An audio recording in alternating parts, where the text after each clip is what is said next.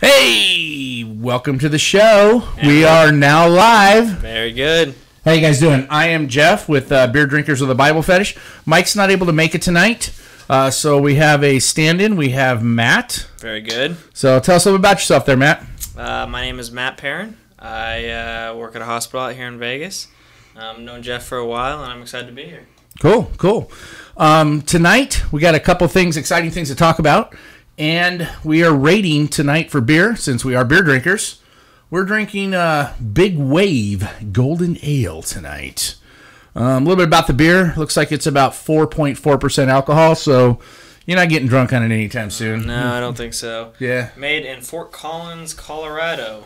Yeah, which is kind of interesting. It says something about Kona, Hawaii, but bottled in Fort Collins. So I guess it's Hawaiian beer via Colorado. I don't know. It says year-round, the waves that roll onto Hawaiian beaches are some of the best in the world. Catch the crest of the breaking wave and ride it all the way in. Do we see many waves in I don't think so, man. In Colorado? So I've been there before a couple times, but that's pretty much it. So Yeah, they have good snow there though. So. I'm not seeing a lot of waves in Colorado lately. I don't think so. Unless we got that big earthquake that kind of wipes it all out. Maybe we get something like that going on. Right. So anyway, we're going to be discussing this beer. Let me taste a little bit of this stuff. Kind of fruity. It's a little fruity. It's not too bad. No. You should have seen before we were on the show looking for something to open the beer up with too, because they're not twist-offs, by the way. We did it the manly way. We got I usually do it with my shirt. The Phillips screwdriver out. Just kind of take the shirt. Kind of take the shirt and pop it off. Yep, just like that. Teeth work. Yeah. That works that one too. hurts a little bit. Yeah, but it still works, I guess. You seen one guy do it with his eye socket one time? It's not bad beer. I like it. We call him One-Eye Jack. Okay.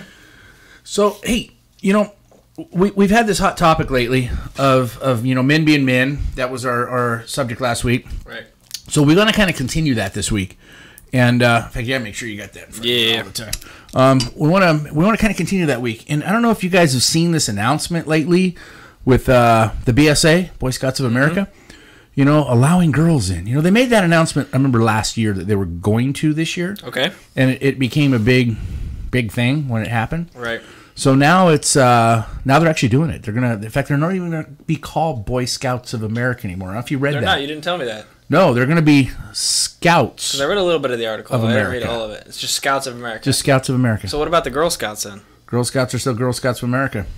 Can't be a dude in the Girl Scouts. But apparently you can be a chick in the Boy Scouts. Well, you never know.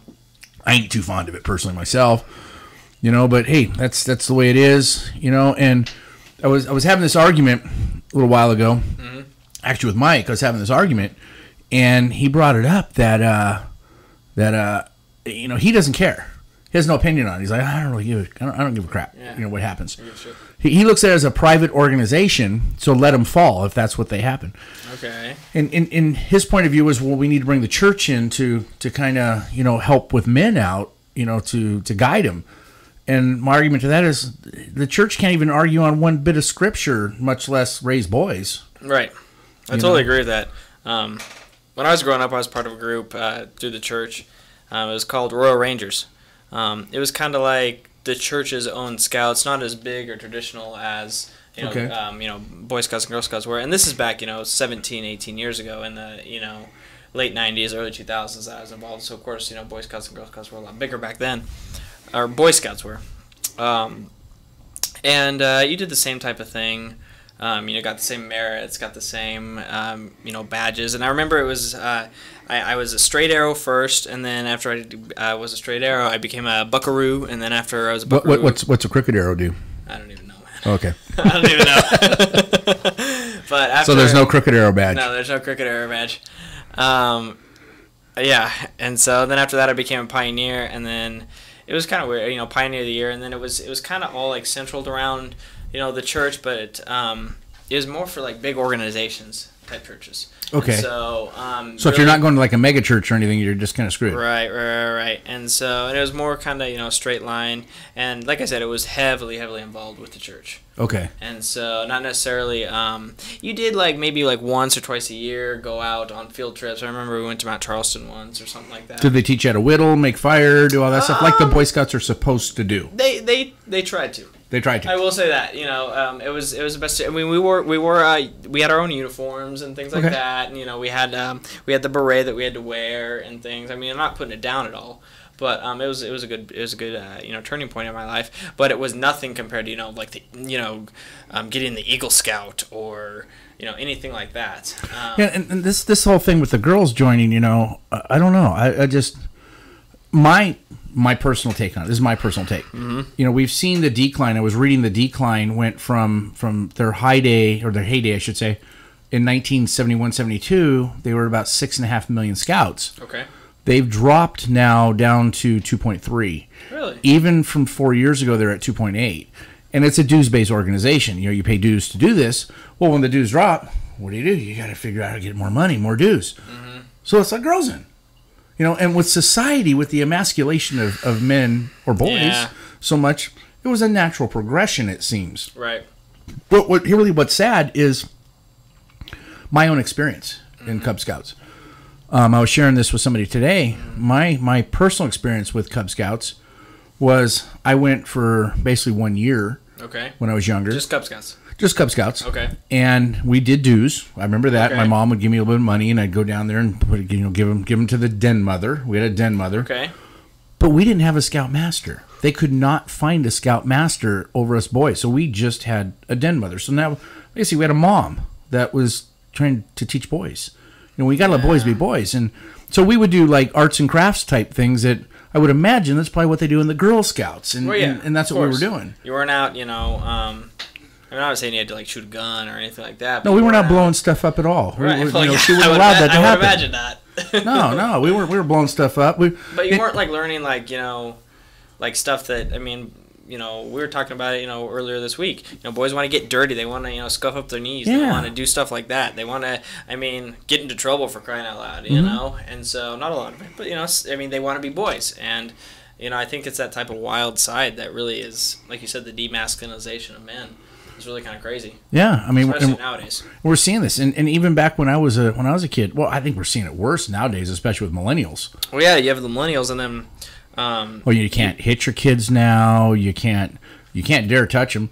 I mean, you can't even do anything. What was the argument? Somebody brought up tonight in our group that here, a Child Protective Services (CPS) was called on somebody for letting their 8-year-old their 8-year-old kid go to the park to play. I mean, because nobody was watching them and supervising them. Right. So a neighbor called to go play on the swings. I mean, give me a break. Yeah, what kind of crap is that? I mean, it's just not. That's not society. I mean, go climb a tree. Go do something like that. Go climb a tree, fall off, break your arm. You know, that's what boys do. Yeah. You know. So. You know, go break in to your pop's liquor cabinet and grab a cone of beer. Okay. Cheers. You didn't do that. Boom. Cheers. But you know what I mean? That's something that, you know, we did as boys. We went out and drank beer. We caused problems. We shot guns. I went fishing. Well, you have the millennial generation, but then you have the entitled generation, which is 10 years after me. You know, because I'm like the key millennial. You know, I graduated in 2009. Okay. Or, you know, I mean, I would say the millennials 2005 to maybe 2009 or 2010. But I would say, you know, I'm a typical... Keep yourself close to that, too. Typical millennial. Okay. But then you have... You know, the generation after me, which is the entitled generation that thinks that they deserve everything. Oh, yeah. I mean, I hear it all the time from kids. I mean, I want a $20,000 vehicle or a $30,000 vehicle, brand new. You don't even deserve. Well, we see this well, you know, and you know, my wife and I talked about this. These kids are the product of... Well, here, I'll back up even more. We're the product of the free-spirited generation. Okay. You know, the generation that wanted to liberate everybody, the 60 generation. Right, yeah, that's what I'm a product of, you know. My parents from back then. And then, so I'm a product of that 60s liberation generation where, you know, free everything, free love, free all this other crap that they want to do. Right. But most of that generation the parents of them were very much hard asses. Okay. So they rebelled against it for that free stuff. Well, then they turned around and wanted to give their kids more than they had, and tried to be nicer. You know, I don't know if you guys know who Dr. Spock is. You know, we think of Spock from like Star Trek Spock. You know, like Is that who we're thinking of? Go in peace. You know, it's or whatever he did. No, he did this one. It was that one. Oh, okay, yeah. Yeah, dude, peace. I got into Star Wars. I didn't. I got one of them. You know, I didn't do Star Trek. So yeah, Star Trek, whatever that is. You know, anyway, he was a psychologist, child psychologist way back. Funny thing is, he didn't have kids, but he wanted to tell everybody how to raise their kids. Okay. And he came up with the no spanking, none of that kind of crap. So that's kind of where he came into that. Well, that has taken hold, you know, where we can't spank our kids. Oh, we can't do that. We got to get them in time out.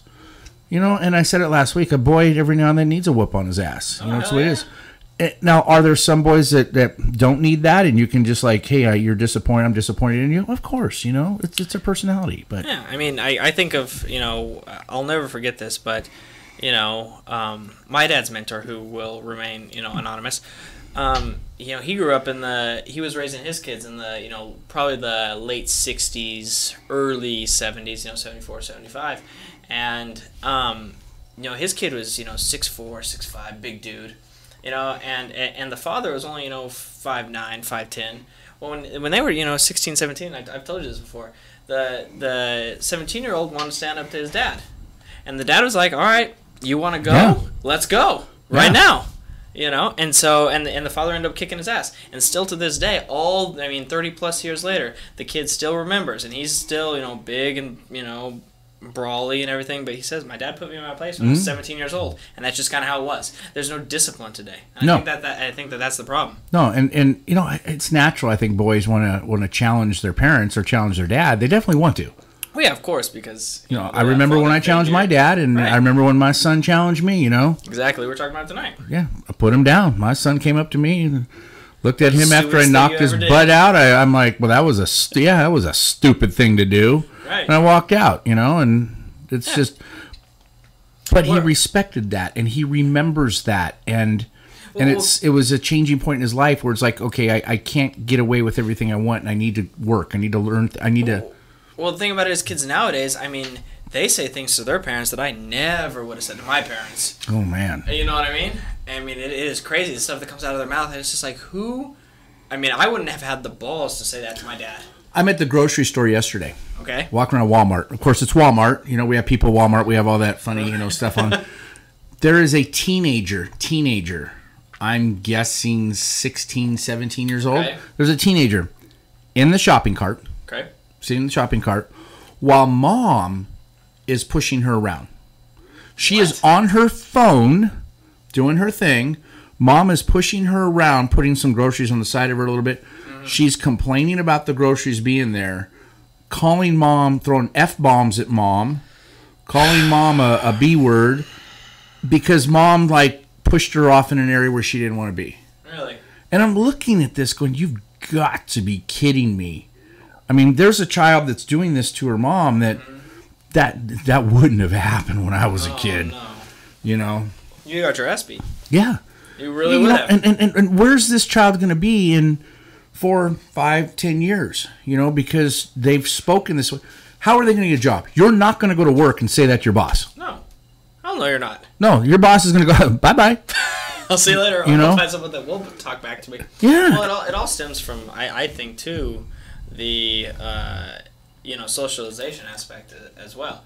I mean, and when I say that, there was a YouTube video that came out probably like, you know, 5-6 years ago, and it was I have 422 friends, but I am lonely. Have you ever seen that before? Yeah. And it's pretty gnarly because he goes through and he says, you know, we're not out doing things with our friends anymore because we're all looking at our phones, we're all doing stuff like that. Yeah. And so when you have that type of greediness where it's all about me, it's all about what I can get from the world. It's not about really giving to the world. Mm-hmm. And I think that's a problem too. I mean, well, you look at these kids too, with them not gaining any skills or doing anything. You know, there's the joke, millennials are on the couch till they're 25, 30 years old.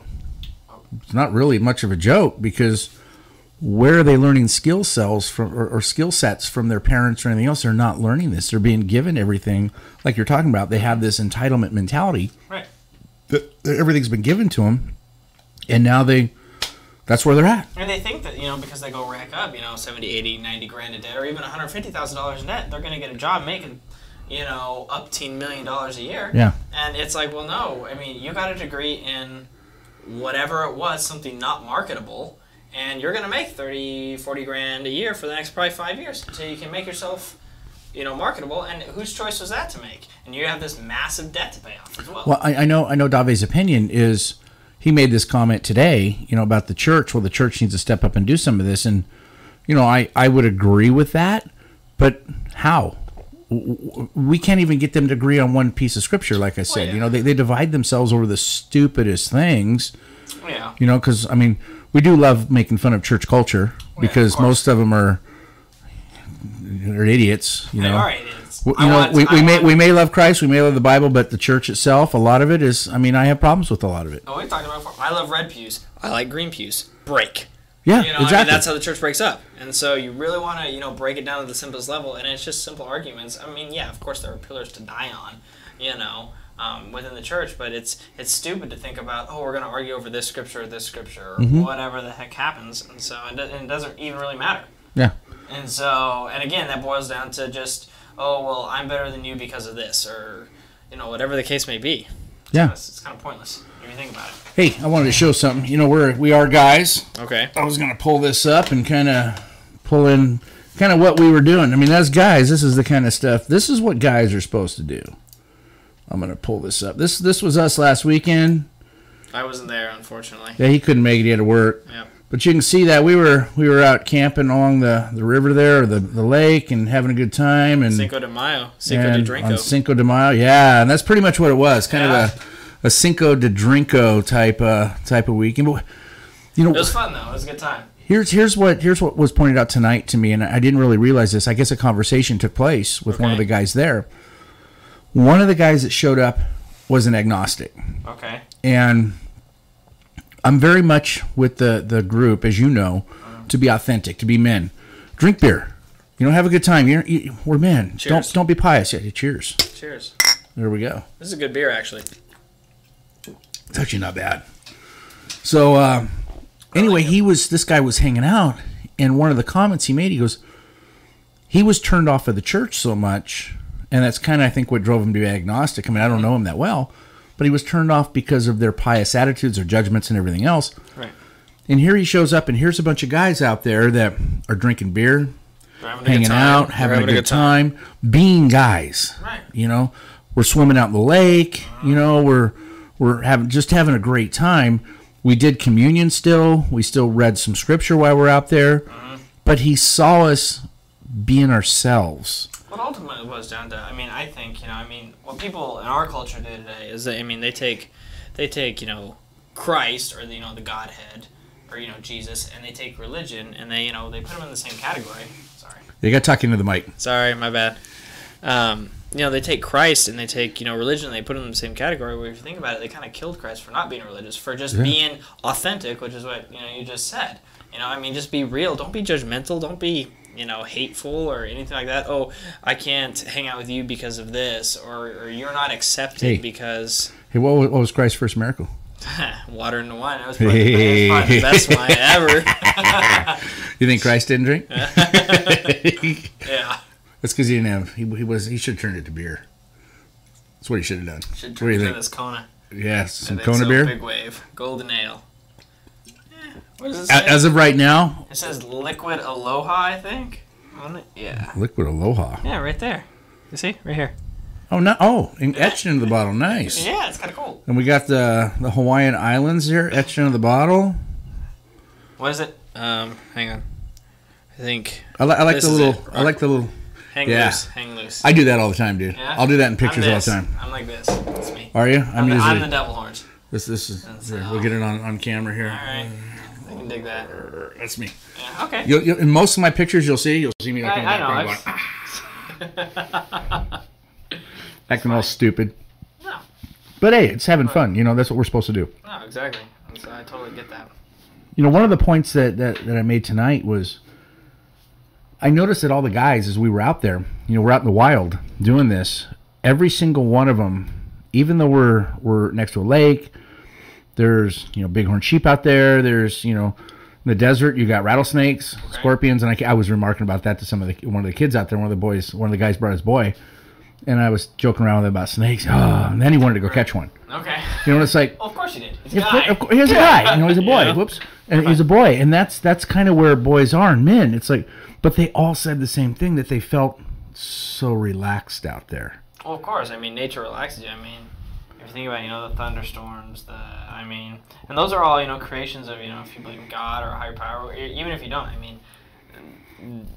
that is a wow moment when you're in the mountains or wherever you're at. What are guys trained to do? Go to work, go home, and then they sit in front of the television, and half the time, box is what we talked about tonight. An idiot box, yeah. They sit in front of that thing all day, and they're not engaging to their boys to show them how to be men. Yeah.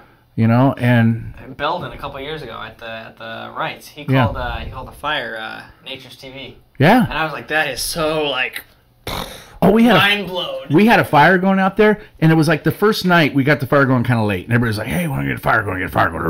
Fire!" Okay. So the next night I got it going kind of early, just for the sun, just right as the sun's going down. Dude, every guy out there is just around that fire, just like, and there can be completely silence among men. Nobody has to say a thing, and you still feel connected with a fire. To everyone out there, as long as you got that fire going. Man, I was like, the fire. More men. Yeah. What is it? In Castaway. I have made fire. Yes. Where men are men and the sheep are afraid. Exactly. Oh gosh, we're sheep dogs. But that's men though, and it's so sad that here going back on this Boy Scout issue. These boys aren't going to, especially if they're hanging around girls. Do you really think they're going to get that kind of experience where they're going to be out there, because little Sally might get hurt. So are they going to be going out there hiking and picking up snakes? And I have a fire pit in my backyard. I remember, and my parents always get a real Christmas tree, and we let it thaw out and everything like that. Those are awesome when they burn, aren't they? They are awesome. And I remember last time it was me and my brother. We lit it on fire. He's like, let's just light it on fire tonight. And I was like, okay, cool. And he is. A part of the entitled generation. He's always looking down at his phone. I remember for that, 3 or 4 minutes. The fire got as high as the roof, or as high as the chimney, and it was huge, and we just stood there and looked at, the green and the red. It was just kind of like an awing moment. That's like, no, this is what men are fire drawn to.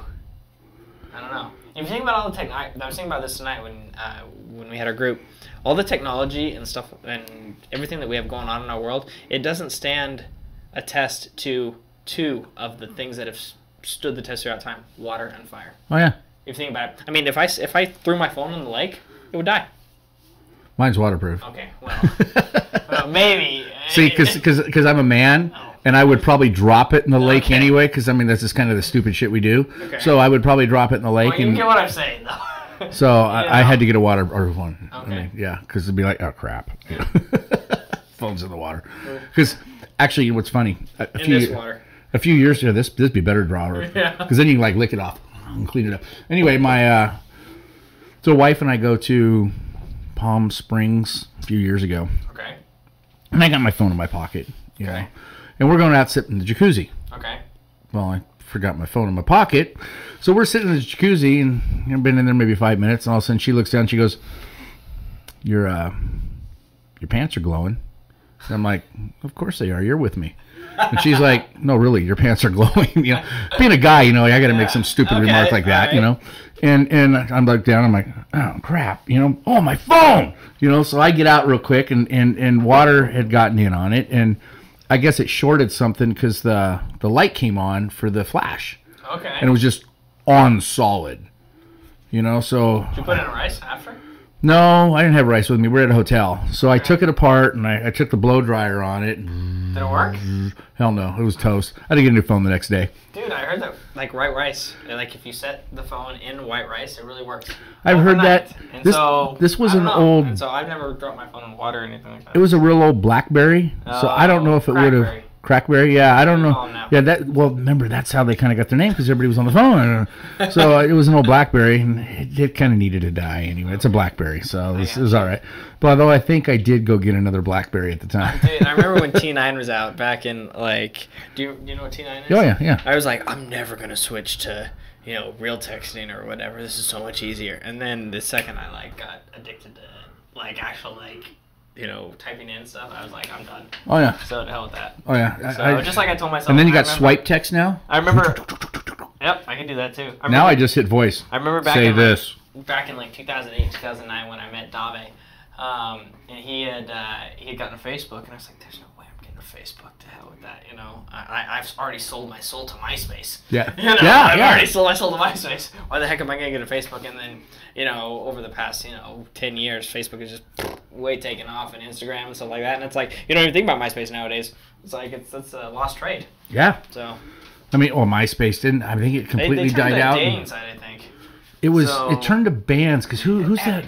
Who's the dude that bought it? It was dated Britney Spears. I think he was on the show with Britney Spears. I don't know. Oh, what the hell's his name? Talented dude. It wasn't Timberlake. Yes, really? Timberlake. I think it was Timberlake that bought MySpace. Huh. I want to say Timberlake bought it. Because it was going down, he thought he'd bring it back. And he brought it back as like just a band exchange kind of thing. When he brought it back, it wasn't the social link that it was before. Mm-hmm. You know, and I mean, MySpace was cool. It was cool. Facebook kind of took it over and wiped it out. And right. Did you hear that Facebook's actually, I think it was Zuckerberg said something about this like last week. There was an article on it, or he said it in a speech, that they're thinking about putting something out for relationships and dating. I did. And they're gonna make it a dating website now. Yeah, so now they want like a separate or Bumble or whatever the hell. Yeah, whatever the hell else is out there. Yeah, a separate section now. Dude, it's money. It's money. That's all it is money. He's trying to figure out. And his whole thing is like, there's 2 billion people in the world that are not connected. We need to connect those people. No, right, well, dude, it's money. Give me a break. It's money. When is enough enough? Right. And ultimately that's the what happened to once you get too big. I mean, you're gonna fall. Dude, have you seen that movie? It came out a couple years ago. Oh, it was a social media movie. And they came out with these little tiny cameras and everything that would actually record you live. So the government can see you and everything what you're doing. It was a social media took over everything. What was that movie? Do you remember that movie? Mm-hmm. Oh, it was wild. Because it kind of showed, it was really interesting because it kind of showed where Facebook can go with the stupid society, basically. Where everybody would get these little cameras that you can talk to, and it filmed you. I mean, come on, we don't need to see pictures of everything you eat. Well, that's Instagram. I don't care. Well, it's okay. It's morphed into Instagram, but it still posts the darn thing on Facebook when you do it. They're all linked. I mean, Facebook owns Instagram. So anyway, Very true. I don't need to see this. I don't need to know that you're at the DMV, getting your car registered. I really, honestly, I don't care. Okay. I'm not posting everything I'm doing all day long. Well, because of that trend, that's kind of think where they came out with this movie. They came out with these little devices that would basically record everything you do all day long, and everybody can see it and put their opinions of what you're doing, which is basically what everybody does anyway. What the hell are you doing at DMV? We were talking about it. We talked about it tonight, and we talked about it, when we met a couple days ago. I mean, it boils down to self-gratification. Mm-hmm. Oh, look at, I'm going to take this picture of this food or whatever it is I'm doing right now, and I want X amount of likes, or I want this, or I want that. So it boils down to self-gratification instead of actually enjoying yourself and living life. Yeah. And, not taking a group picture because your friends will make the memories for you. Well, who has a dad around anymore that says, get the hell out of the house and go play, go to the park, come home when the lights come on, the street lights. I don't even think kids know even what that means. Come home when the street lights come on. What do you mean come home when the street lights come on? I don't even want to go outside. Street lights? Yeah, street lights. What are street lights? It's ridiculous. Or even, hey, we're going to go get your glove. We're going to play catch. A dad to even say that is totally... Catch. What are we going to catch? Right, exactly. I don't want to catch a cold going outside. Right. Because that's the new phobia. Yeah, let me get my mask on. Dad, okay, here, throw it to me. Just a second. Wait a minute. I got a text coming in, Dad. Phone, and I'm guilty of it. What I mean? I look at my phone all the time. And so, I get up and I have to force myself literally for the first 20, 25 minutes to not look at my phone. To, start my coffee or do whatever it is I do in the morning. No, it is tough. Addicting. It is. There's no doubt. I get addicted to my phone. You start getting addicted to seeing what other people are doing. You get addicted to all this And it's crazy, too, because we, my generation, even the old folks, it's a wide variety of things. We're the guinea pigs of this. Yeah. Is the thing. I think that's where this movie came in, too. God, I can't remember. It's going to bug me now. Mm-hmm. I'll be driving home tonight going, damn, that's what it was. So probably.